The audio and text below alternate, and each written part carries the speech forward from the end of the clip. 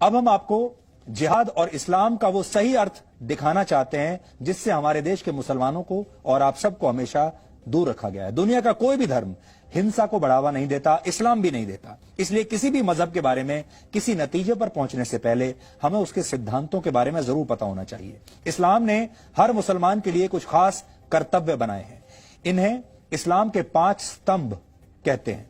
इस्लाम का पहला स्तंभ है शहादा, जिसका शाब्दिक अर्थ है घोषणा करना या गवाही देना। हर मुसलमान का कर्तव्य है कि वो इस बात की घोषणा करे कि अल्लाह के सिवा कोई और परमेश्वर नहीं है, यानी वो सिर्फ और सिर्फ अल्लाह में ही अपना भरोसा रखेगा।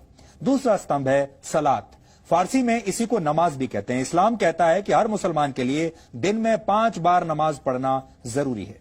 इस्लाम का तीसरा स्तंभ है ज़कात, आप इसे साल में 1 बार किया जाने वाला दान भी कह सकते हैं। हर मुसलमान के लिए जरूरी है कि वो अपनी आय का, अपनी आमदनी का एक हिस्सा जरूरतमंदों को दान जरूर दे,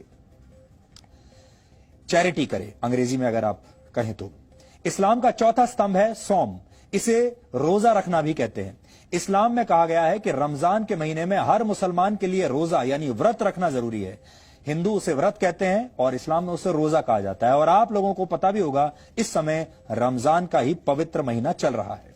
इसी तरह हज को इस्लाम का 5वां स्तंभ माना जाता है। हर मुसलमान का यह कर्तव्य है कि अगर वो मक्का जाने का खर्च उठा सकता है तो जीवन में कम से कम 1 बार उसे हज जरूर जाना चाहिए।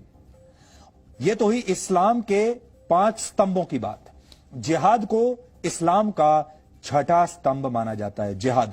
जिहाद का शाब्दिक अर्थ है पवित्र युद्ध, लेकिन जिहाद की परिभाषा को हमेशा गलत तरीके से पेश किया गया है। इस पवित्र युद्ध को धर्म युद्ध बताकर दुनिया भर में इसका गलत इस्तेमाल होता है। आतंकवादी हिंसा और दहशत फैलाते हैं और खुद को जिहादी कहते हैं।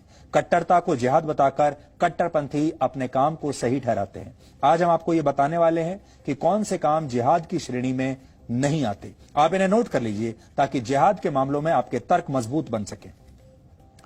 अगर किसी के ऊपर इस्लाम कबूल करने के लिए जबरदस्ती की जाए तो इसे जिहाद नहीं कहा जा सकता। अगर किसी देश या क्षेत्र पर कब्जा जमाने के लिए उस पर हमला किया जाता है तो इसे भी जिहाद नहीं कहेंगे। इसी तरह अगर आर्थिक फायदे के लिए किसी इलाके पर हमला किया जाता है तो यह जिहाद नहीं है। सिर्फ अपनी ताकत का प्रदर्शन करने के नाम पर, लीडर की ताकत का प्रदर्शन करने के नाम पर हिंसा को जिहाद नहीं कहा जा सकता।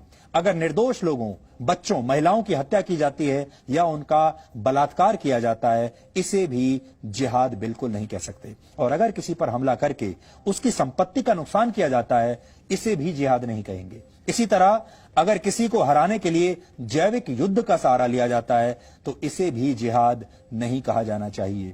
जिहाद ही नहीं, इस्लाम में तो साधारण युद्ध के लिए भी कई सख्त नियम हैं और इन नियमों का पालन न करना गुनाह माना गया है। पहला नियम यह है कि आप युद्ध की पहल खुद नहीं कर सकते। यह युद्ध किसी बादशाह या सुल्तान के निर्देश पर नहीं बल्कि सिर्फ किसी धार्मिक नेता के कहने पर ही शुरू किया जा सकता है।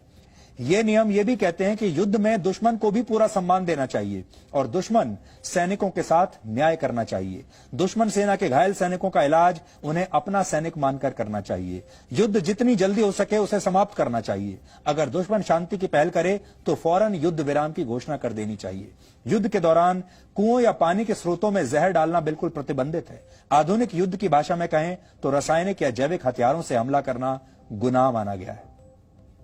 जिहाद की परिभाषा को सदियों से हमेशा गलत तरीके से पेश किया जाता रहा है और इसी का नतीजा है कि हमारे देश में जिहाद पर बात करना आपके जेल जाने की गारंटी बन सकता है। सच दिखाना आपको कोर्ट कचहरी